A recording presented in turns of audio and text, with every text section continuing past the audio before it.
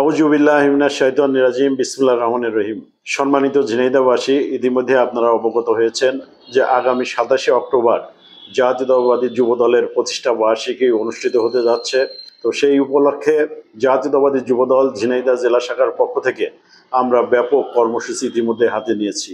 কর্মসূচির প্রথম ভাগে দলীয় কার্যালয়ে দলীয় এবং জাতীয় পতাকা উত্তোলন, পরবর্তীতে বিকাল ৩ ঘটিকার সময় ওয়াজারিল্লি হাই স্কুল ময়দান থেকে বর্ণাঢ্য র্যালি সহকারে আমরা পোস্ট অফিসের মোড়ে যুব জমায়েত অনুষ্ঠিত হবে।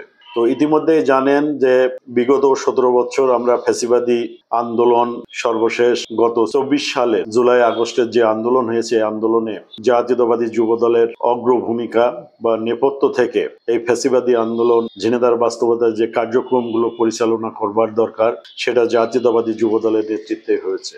তো এই সময়টা, এই বছরটা আমরা মনে করি আমাদের জন্য খুবই ক্রিটিক্যাল।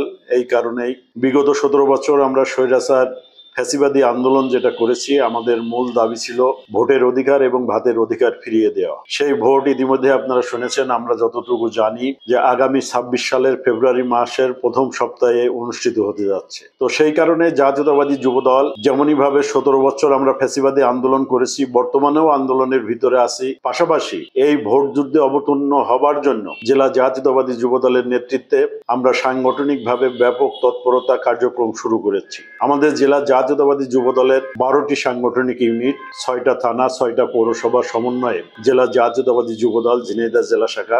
এই জেলা শাখার অন্তর্গত যতগুলো সাংগঠনিক ইউনিট আছে, দলকে গতিশীল করবার জন্য ইতিমধ্যে আমরা হরিণাকুণ্ডু পৌর শাখাকে পূর্ণাঙ্গ কমিটি হিসাবে রূপদান করেছি। পাশাপাশি আজ যে ১১টি কমিটি আছে, সেই কমিটিকে ইতিমধ্যেই আমরা আহ্বায়ক কমিটি গঠন করেছি। জেলা জাতীয়তাবাদী যুব দলের পূর্ণাঙ্গ কমিটি আছে। এই কমিটির নেতৃত্বে আমরা প্রায় জেলার অন্তর্গত যে সাংগঠনিক ইউনিটগুলো আছে, সেই ইউনিটের সমন্বয়ে দলকে আরো কিভাবে বেগবান করা যায়, আগামী ২৬ সালের ফেব্রুয়ারি মাসে যে ভোট যুদ্ধ, জাতীয় সংসদ ভোট অনুষ্ঠিত হবে, সেই ভোট কিভাবে করা যায়, সমস্ত কার্যক্রম আমরা পরিচালিত করছি।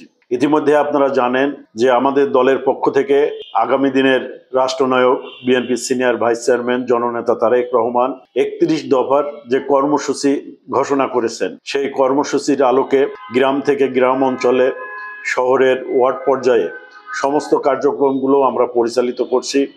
এবং সর্বশেষ আমরা বিশ্বাস করি যে আগামী যে জাতীয় সংসদ নির্বাচনে বিএনপির মনোনীত যে ক্যান্ডিডেট, আমরা আমাদের বিশ্বাস এবং আমাদের আস্থার ঠিকানা ঝিনাইদহ জেলা বিএনপির বিপ্লবী সভাপতি জননেতা জনাব অ্যাডভোকেট এম এ মজিদকে আমরা প্রত্যাশা করি যে উনি ঝিনাইদহ নির্বাচনী এলাকা ২ ঝিনাইদহ এবং হরিণাকুণ্ডু থেকে উনি ধানের শীষে পক্ষে প্রার্থিতা হবেন।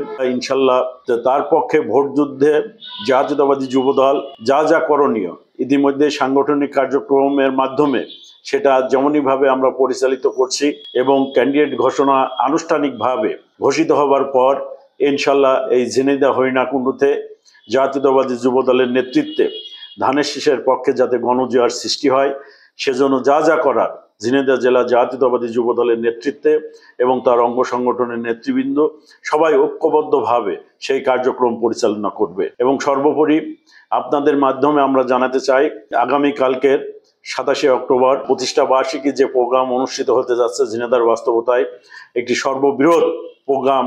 এখানে ছাত্র জনতা সহ যুবক যারা আছেন সবাই, আমরা বিশ্বাস করি ঝিনাইদহর আপন জনসাধারণ সবাই এই প্রোগ্রামে অংশগ্রহণ করবে এবং আপনাদের মাধ্যমে সবাইকে সেই প্রোগ্রামে অংশগ্রহণ করার জন্য দাওয়াত দিয়েই আমি আমার কথা শেষ করছি। খুদা হাফেজ।